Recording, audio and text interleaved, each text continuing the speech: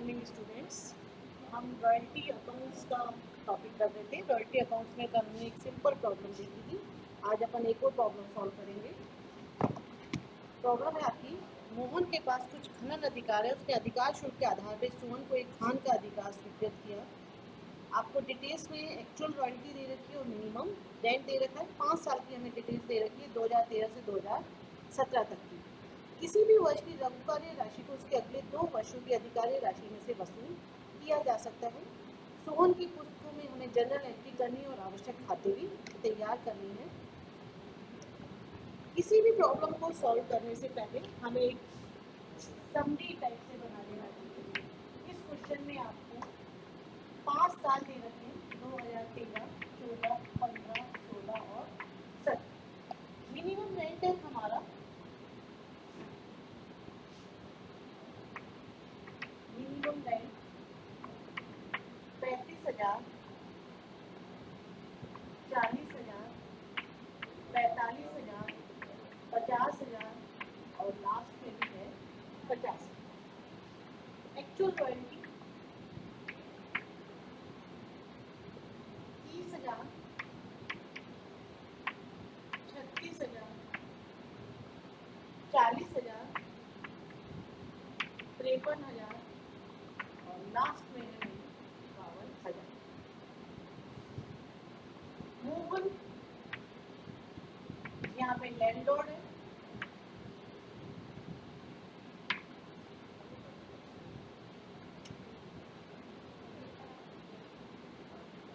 सोहन लीजी।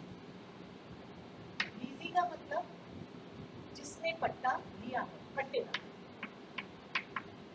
और इसे अपन कहते हैं पट्टेदार। ये आपको एक क्वेश्चन दे रहा है। सबसे पहले किसी भी क्वेश्चन को सॉल्व करने से पहले या इसमें जनरल एंट्रीज करने से पहले हमें एक विश्लेषण तालिका या एनालिटिकल टेबल बनानी पड़ेगी।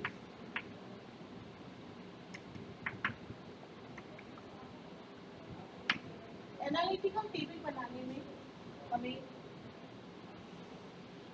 ये पता चल जाएगा कि कितनी उसकी शॉर्ट वर्किंग है और कितना आपने बुक किया है और अनबुक किया। सबसे पहला ईयर्स का बनाया जाता है 2013, 14, 15, 16 और 17। इसके बाद का जो बनता है उसमें अपन एक्चुअल रॉयल्टी या मिनिमम रेंट किसी को भी पहले लिख लेते हैं। अपन लिख लेते हैं एक्चुअल रॉयल्टी। इस क्वेश्चन में कैलकुलेट नहीं करनी है एक्चुअल रॉयल्टी, क्वेश्चन में डायरेक्ट बता रखी है 30,000, 36,000, 40,000, 53,000 और 52,000। मिनिमम रेंट है हमारा 35,000, 40,000, 45,000, 50,000 और लास्ट में भी है मेरा 50। इसके बाद अपन निकालेंगे शॉर्ट वर्किंग और एक्सेस वर्किंग। शॉर्ट वर्किंग और एक्सेस वर्किंग। पहले साल में आपकी एक्चुअल रॉयल्टी थी 30,000 और मिनिमम रेंट था मेरा 5,000। हमेशा ध्यान रखिए जो ज़्यादा अमाउंट होती है वही पे करनी पड़ती है, इस तरह से समझ सकते हैं अपन। तो यहाँ पे हो गई शॉर्ट वर्किंग 5,000। माइनस का मतलब है शॉर्ट वर्किंग और प्लस का मतलब होगा अपना एक्सेस वर्किंग। दूसरे साल फिर हमारी शॉर्ट वर्किंग हो गई क्योंकि एक्चुअल रॉयल्टी हुई केवल 36,000 और मिनिमम रेंट था हमारा 40,000। 4,000 रुपए की हुई शॉर्ट वर्किंग। नेक्स्ट ईयर फिर शॉर्ट वर्किंग हो गई, 40,000 एक्चुअल रॉयल्टी थी और मिनिमम रेंट था 45,000 माइनस 5,000 की शॉर्ट वर्किंग और 53,000 और 50,000। अब एक्चुअल रॉयल्टी ज़्यादा हो गई और मिनिमम रेंट कम हो गया तो एक्सेस वर्किंग हो गई 3,000 रुपये की और फिर हो गई एक्सेस वर्किंग हमारी 2,000 रुपये।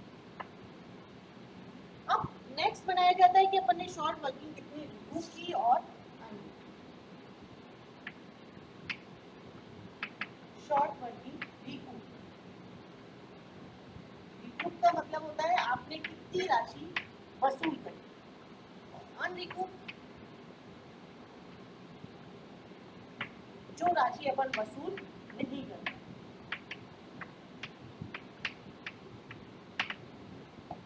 एक्चुअल पेमेंट या पेमेंट कुछ भी लिखा जा सकता है।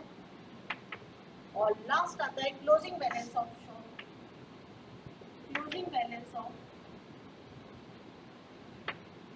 Short working account. Closing balance of short working account question में ये कहता है कि किसी भी वर्ष की शॉर्ट वर्किंग को अगले 2 वर्षों में वसूल किया जा सकता है। शॉर्ट वर्किंग को अगले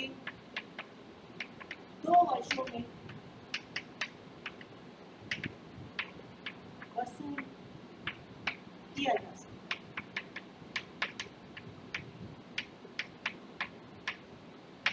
शॉर्ट वर्किंग को अगले 2 वर्षों में वसूल किया जा सकता है। अब 2013 की शॉर्ट वर्किंग को अपन कब तक वसूल कर सकते हैं? 2015 तक, 14 की 16 तक और 15 की हम 17 तक वसूल कर सकते हैं। पहले साल तो कुछ भी नहीं होगा क्योंकि 2 साल का अपने को एक्चुअल पेमेंट अपन करेंगे 35,000 रुपए का। Closing balance of short working account हो गया 5,000। Closing balance of short working account हुआ हमारा 5,000 रुपये। दूसरे साल में भी कुछ भी नहीं करेंगे क्योंकि एक्सेस वर्किंग है ही नहीं हमारे पास, शॉर्ट वर्किंग हो रही है। एक्चुअल पेमेंट होगा हमारा 40,000 का। अब 40,000 मैंने कैसे निकाला? क्योंकि एक्चुअल रॉयल्टी तो 36,000 की है और मिनिमम रेंट है 40,000, जो भी दोनों में से ज़्यादा होगा उसका ही हमें करना पड़ेगा यहाँ पे। तो 40,000 हो गया। अब शॉर्ट वर्किंग का क्लोजिंग बैलेंस इंक्रीज हो गया। पिछले साल था 5,000, फिर दोबारा मुझे शॉर्ट वर्किंग हो गई तो ये बैलेंस हो गया मेरा बढ़ के 9,000। बैलेंस आ गया हमारा 9,000 रुपये का। तीसरे साल फिर शॉर्ट वर्किंग हो गई तो अपन कुछ भी राशि रिकूप तो कर ही नहीं कर सकते, लेकिन 2013 की जो शॉर्ट वर्किंग थी उसको अधिकार था आपको 2015 तक। अब इस 5,000 रुपये को आगे तो अपन कैरी कर नहीं सकते, तो यहाँ पे इस राशि को अपन वसूल नहीं कर पाए, इसलिए अपन ने जिस जगह अपन ने लिखा है राशि वसूल नहीं की जा सकती वहाँ पे अपन लिख देंगे 5,000 रुपये। और यहाँ पे आ जाएगा पेमेंट तो आपका आएगा 45,000 रुपये और शॉर्ट वर्किंग का जो बैलेंस होगा वो फिर से आएगा अपना अगेन 9,000। ये 9,000 रुपये मैं कैसे लेकर आई? चाहे आप तीनों साल के जोड़ लीजिए, 5 और 5 10 और 4 14, 14 में से 5 गया तो 9,000। या आप इस तरह से समझ सकते हैं, ये 9,000 थी, 9,000 में अपन ने 5 जोड़ा और 5 ही अपन ने इसमें से माइनस कर दिया तो आपके पास फिर शेष बच गया 9,000 रुपये। अब 2016 में आपको एक्सेस वर्किंग हो गई तो अपन इस राशि को वसूल करेंगे और आप यहाँ पे लिख देंगे 3,000। लेकिन सबसे पहले अपन कौन सी वसूल करेंगे, क्योंकि जिसको आगे ले जाने का अधिकार नहीं रहा। 2014 को आगे ले जाने का हमें अधिकार अब नहीं है।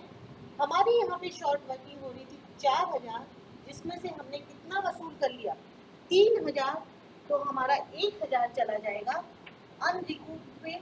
या इसको इस तरह से समझ सकते हो कि 1,000 रुपये को अपन आगे नहीं ले जा सकते हैं, तो यहाँ पे आएगा 3,000 और 1,000 4,000 हो गया और ये मेरा बैलेंस बचेगा closing balance of short working account का 5,000।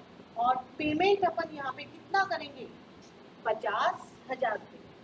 जो हमारा पेमेंट होगा वो होगा यहाँ पे 50,000 रुपये का।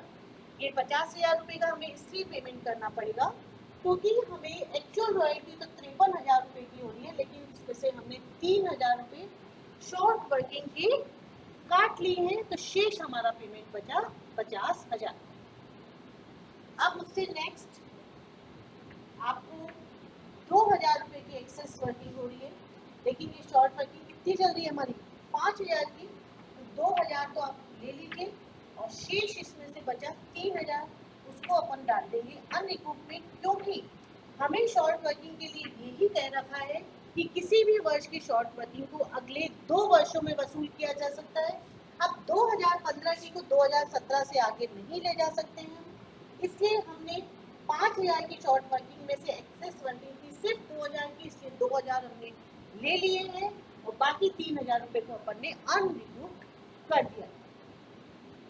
पेमेंट में आ जाएगा वही आपका सेम 50,000 और closing balance of short working में अपन डालेंगे डैश, क्योंकि आगे का कोई फिगर नहीं है और हमारे पास शॉर्ट वर्किंग का कोई भी बैलेंस नहीं बचा।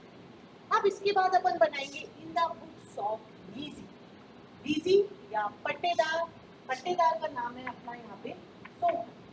In the books of Sohan general entries करनी है अपने को। 3 सालों की जनरल एंट्री करेंगे।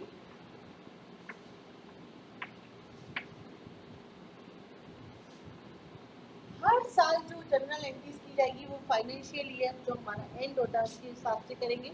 दिसंबर 31, 2013, दिसंबर 31। पहली जो जनरल एंट्री होती है वो होती है हमारी रॉयल्टी पेबल की। तो आपकी यहाँ पे होगी royalty account debit, short working account debit, royalty account debit, short working account debit to landlord. अब यहाँ पे यदि लैंडलॉर्ड का नाम दे रखा है तो हमें वही लिखना चाहिए। लैंडलॉर्ड का नाम है मोहन, तो आप लिखेंगे टू मोहन।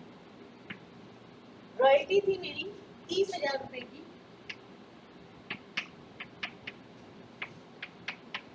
डेबिट और ये है मेरा क्रेडिट।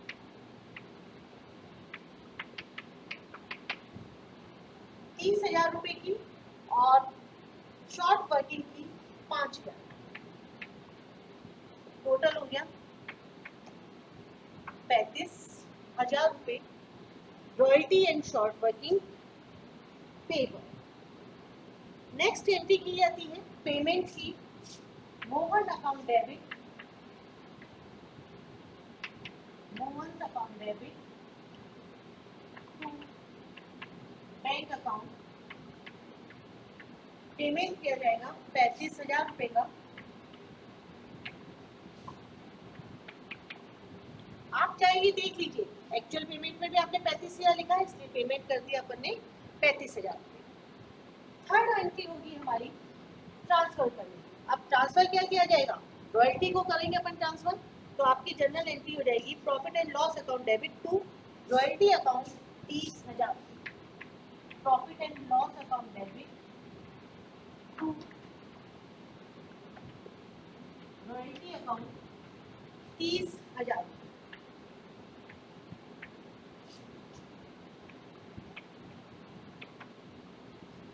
यही जो एंट्रीज होंगी वो आगे अपने चलती जाएंगे। अब अपन बनाएंगे 2014 में।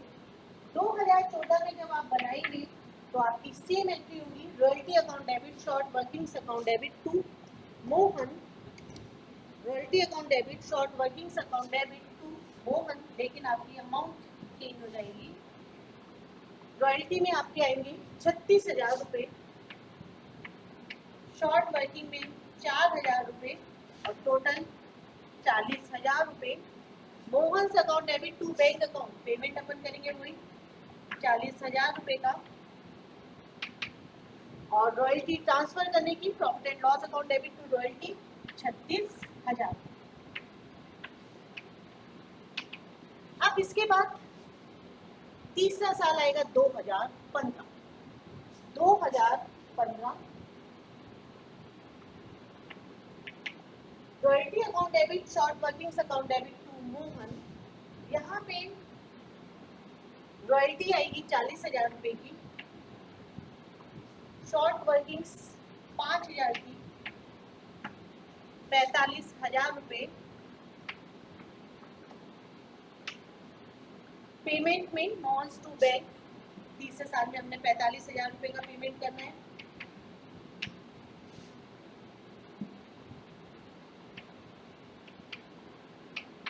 लेकिन जो लास्ट एंट्री है वो चेंज हो जाएगी, क्योंकि लास्ट एंट्री में हमें शॉर्ट वर्किंग को ट्रांसफर करना पड़ेगा। ये जो आपने अनरिकूप लिखा है इसको इस तरह से समझ लीजिए, ये एंट्री जो होती है वो या ये जो अमाउंट होती है सारी की सारी ये हमें प्रॉफिट एंड लॉस अकाउंट में ट्रांसफर करनी पड़ेगी। तो आप यहाँ पे करेंगे profit and loss account debit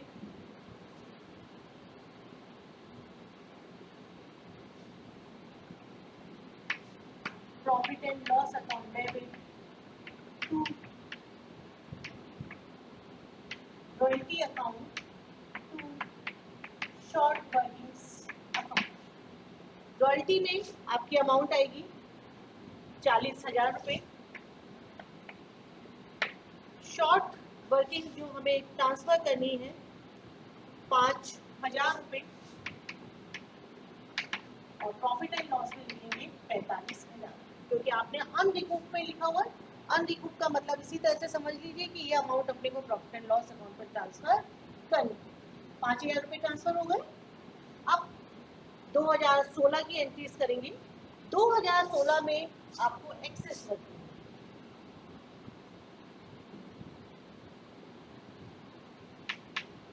2016 में हमें एक्सेस वर्किंग हो रही है, और अब यहाँ पे अपनी एंट्री होगी royalty account debit to Mohan account. Royalty account debit to Mohan account या टू मोहन। आपकी यहाँ पे रॉयल्टी की अमाउंट थी 53,000। 53,000। अब अपने को नेक्स्ट अपने को एंट्री करनी पड़ती है पेमेंट की एंट्री। पेमेंट की जो एंट्री होगी उसमें अपन लिखेंगे Mohan account debit to bank account to short working account. Mohan account debit to bank account to short working account. अब ये ऐसा इसलिए करना पड़ा क्योंकि आपने क्या लिखा है, मोहन को आप दिखा रहे हैं 53,000, और आपने पेमेंट कितना किया 50,000 रुपये। पेमेंट हम कर रहे हैं 50,000 रुपये। यदि आप ऐसा लिख देते हैं मोहन टू बैंक 53 और 50, 3,000 रुपये का अंतर आ रहा है। हम ये जानते हैं हमारा अकाउंटिंग का नियम है कि डेबिट और क्रेडिट दोनों साइड का टोटल इक्वल होना चाहिए। अब इक्वल करने के लिए अपने किसकी वजह से करा, क्योंकि अपन ने 3,000 रुपये शॉर्ट वर्किंग्स को रिकूप किया था, तो वो 3,000 रुपये अपन यहाँ पे लिखेंगे टू शॉर्ट वर्किंग्स। अब क्या हुआ, अपना दोनों साइड का टोटल इक्वल हो गया। नेक्स्ट एंट्री होगी profit and loss account debit to royalty account. Royalty हमारी कितनी थी 53,000 की, और शॉर्ट वर्किंग कितना अपन ने करा था यहाँ पे 1,000 रुपये। यहाँ पे लिख देंगे अपन 1,000 रुपये, और टोटल आ जाएगा 54,000 प्रॉफिट एंड लॉस अकाउंट में ट्रांसफर। इसके बाद सबसे लास्ट ईयर हो गया हमारा 2017। 2017 में फर्स्ट एंट्री होगी रॉयल्टी पेबल की। Royalties account debit to Mohan 52,000।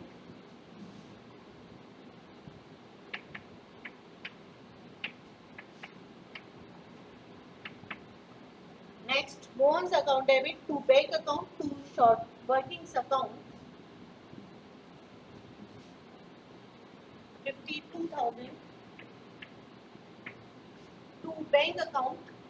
Bank account में अपन पेमेंट कितना कर रहे हैं इसको 50,000 का, और शॉर्ट वर्किंग में मेरे चले जाएंगे 2,000, क्योंकि आपने यहाँ पे रिकूप के कॉलम में लिख रखा है 2,000। आप लास्ट में ट्रांसफर करने की एंट्री करेंगी profit and loss account debit. Profit and loss debit to royalty. Royalty में अपन ने लिखा है 52,000, यहाँ पे 52,000 आ जाएगा, और 3,000 रुपये आ जाएंगे अनरिकूप 55,000। ये अपनी एंट्री हो गई 5 साल की। 5 साल की एंट्रीज अपन ने टोटल अपन ने करी है, जितनी भी एंट्रीज करी है वो सिर्फ एनालिटिक टेबल के बेसिस पे करी। तो आपको क्वेश्चन सॉल्व करने के लिए सबसे पहले इस टेबल को समझना पड़ेगा। उस टेबल को यदि ये टेबल समझ में आ जाती है तो जनरल एंट्रीज आप इजीली कर सकते हैं। जनरल एंट्रीज में कोई हार्ड एंड फास्ट नियम नहीं है, इसमें 3 एंट्री करनी है हर साल। और सबसे पहली एंट्री होगी रॉयल्टी पेबल की या शॉर्ट वर्किंग, यदि इसके साथ होती है तो रॉयल्टी एंड शॉर्ट वर्किंग्स। फिर उसके बाद पेमेंट की, और तीसरा प्रॉफिट एंड लॉस अकाउंट का अमाउंट ट्रांसफर करनी। इसके बाद अपने को बनानी पड़ती है लेजर पोस्टिंग। लेजर पोस्टिंग बनाने के लिए जो अपन ने एंट्रीज करी है उसी के बेसिस पे लेजर पोस्टिंग बनाई जाती है। लेजर पोस्टिंग एक मैं बता देती हूँ आपको।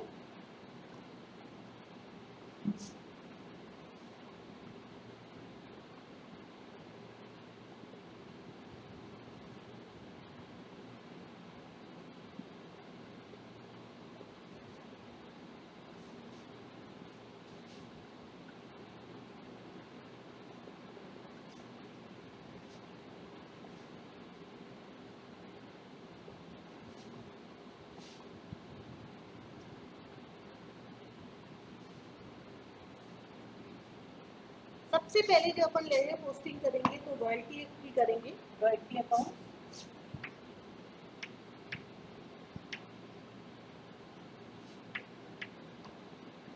लेजर पोस्टिंग में दो साइड्स होती है हमारी, डेबिट और क्रेडिट साइड। एक पर्टिकुलर अमाउंट, एक पर्टिकुलर्स और amount.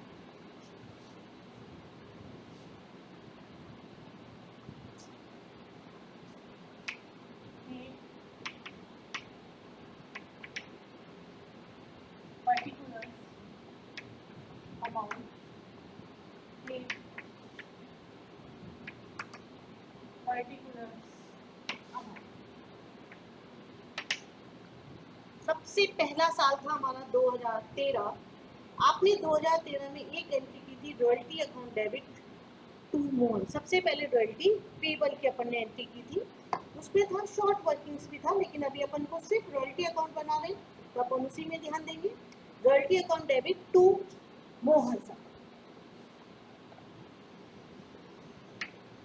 Royalty account debit to Mohan account दिसंबर 31, 2013। आपने उसमें रॉयल्टी में अमाउंट कितनी लिखी थी? अब जब भी अपन कोई कंबाइंड एंट्री देखते हैं तो उसमें रॉयल्टी और शॉर्ट वर्किंग दोनों लिखी हुई है मोहन के में। आपकी जनरल एंट्री थी royalty account debit short workings account debit to Mohan. अब अपने को केवल रॉयल्टी की अमाउंट लेनी है। यहाँ पे अपन दोनों अमाउंट नहीं लेंगे, सिर्फ अपन रॉयल्टी की अमाउंट लेंगे। और रॉयल्टी की अमाउंट थी हमारी 30,000 रुपये। यहाँ पे लिख देंगे आप 30,000 रुपये।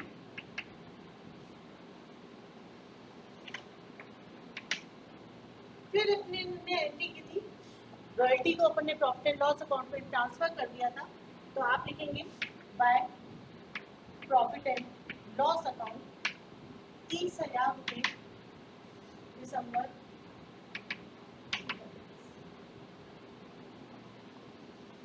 ये हो गई 2013 की।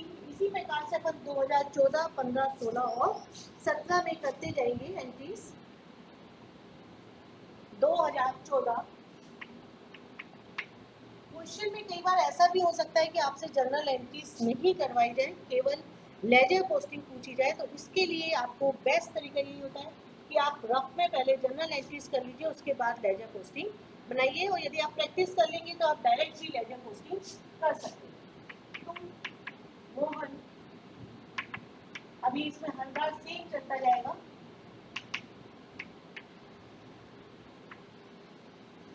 दूसरे साल में हमारी रॉयल्टी की अमाउंट थी 36,000 रुपये दिसंबर 31, 2013, 2014 by profit and loss account 36,000 रुपये 2015 दिसंबर 31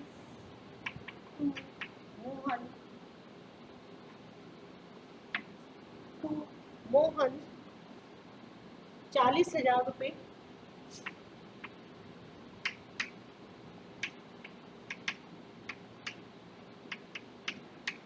by profit and loss account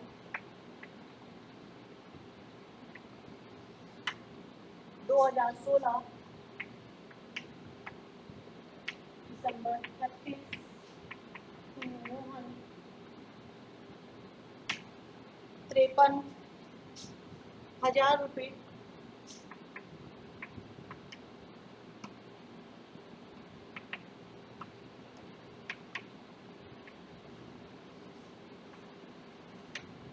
by profit and loss account 53,000 रुपये 2017 दिसंबर 31 मोहन 52,000 रुपये दिसंबर 31 2017 by profit and loss account 52,000। ये तो बन गया हमारा रॉयल्टी अकाउंट। रॉयल्टी अकाउंट बनाने के बाद हमें दूसरा अकाउंट जो बनाते हैं वो बनाते हैं शॉर्ट वर्किंग्स अकाउंट।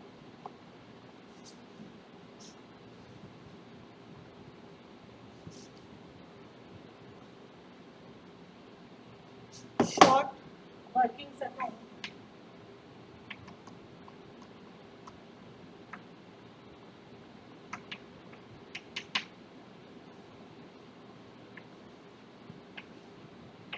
वो इसमें भी डेबिट और क्रेडिट दो साइड्स होंगी। शॉर्ट वर्किंग में भी आपकी फर्स्ट एंट्री जो आपने कितनी वो लिखी थी royalty account debit short working account debit to Mohan account. तो टू मोहन में आपका आ जाएगा मोहन दिसंबर 31 2013 5,000।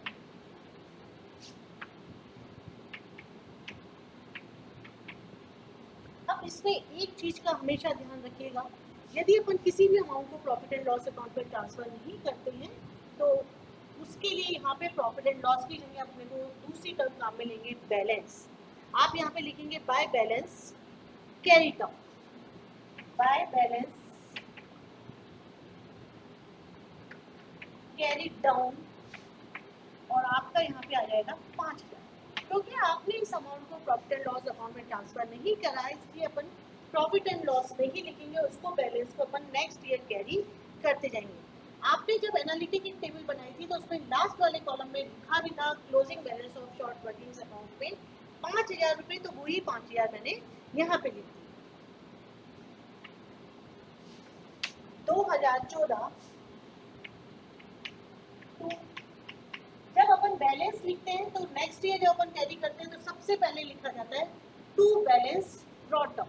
यदि क्लोजिंग बैलेंस के लिए सीडी होता है तो ओपनिंग बैलेंस होता है हमारा ब्रॉट डाउन। और डेट का भी ध्यान रखिए, यहाँ ये बैलेंस आता है जनवरी 1 टू बैलेंस ब्रॉट डाउन 5,000 रुपये टू मोहन।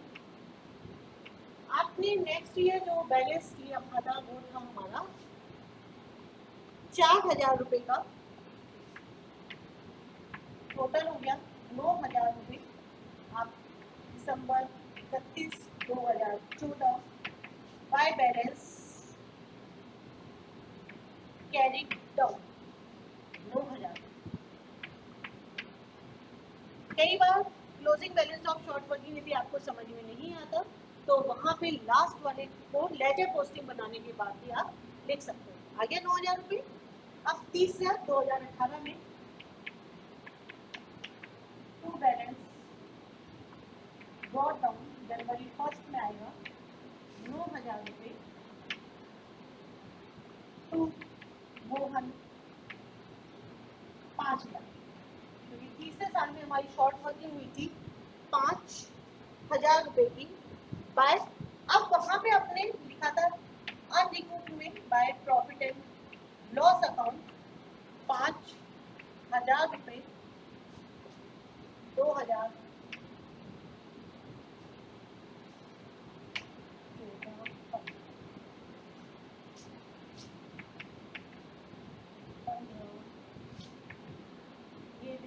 31 में आएंगी दोनों एंट्री।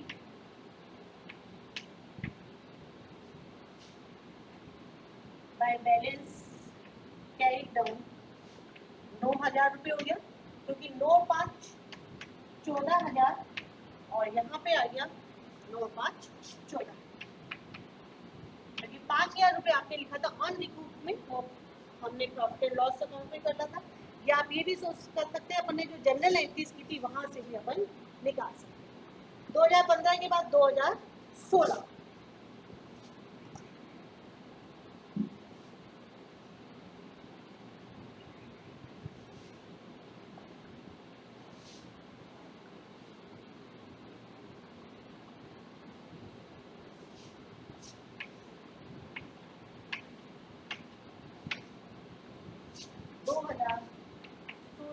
जनवरी 1 टू बैलेंस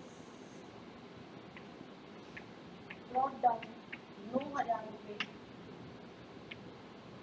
अब 2016 जो हमारा 5वां साल था, वहां पे हमें कोई भी शॉर्ट वर्किंग नहीं हुई थी, बल्कि हमें वहां पे हुई थी एक्सेस वर्किंग। एक्सेस वर्किंग होने से आपने 3,000 रुपये लिए थे, तो आप यहाँ पे लिखेंगे दिसंबर 31 बाय मोहन, और मोहन से अपन ने रिकूप किए थे 3,000 by profit and loss account 1,000 रुपये, और bye balance carry down 5,000, total हो गया 9,000 रुपये।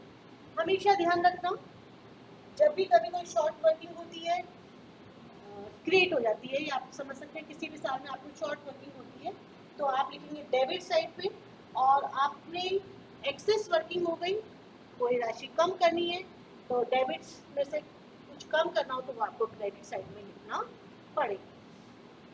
टू बैलेंस ब्रॉट डाउन 2017 में जनवरी 1 को है, हमने बैलेंस लिखा है 5,000, लास्ट में अपना बैलेंस चल रहा है 5,000 का। 2,000 रुपये कर रहे थे अपन ने रिकूप 2017 दिसंबर 31 बाय मोहन 2,000 रुपये by profit and loss account 3,000 रुपये 5। यहाँ पे कोई भी बैलेंस नहीं बचा, इसलिए बैलेंस में कुछ भी अमाउंट नहीं आएगी, सीधे की सीधी राशि अपन प्रॉफिट एंड लॉस अकाउंट में लिख देंगे, और इस तरह से ये अपनी पूरी लेजर पोस्टिंग होगी। जैसे अपन ने 2 लेजर पोस्टिंग बनाई है, वैसे ही अपन मोहन का भी अकाउंट बना लेंगे।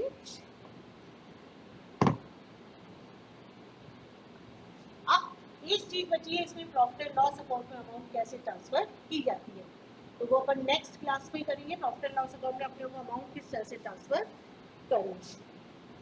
Thank you.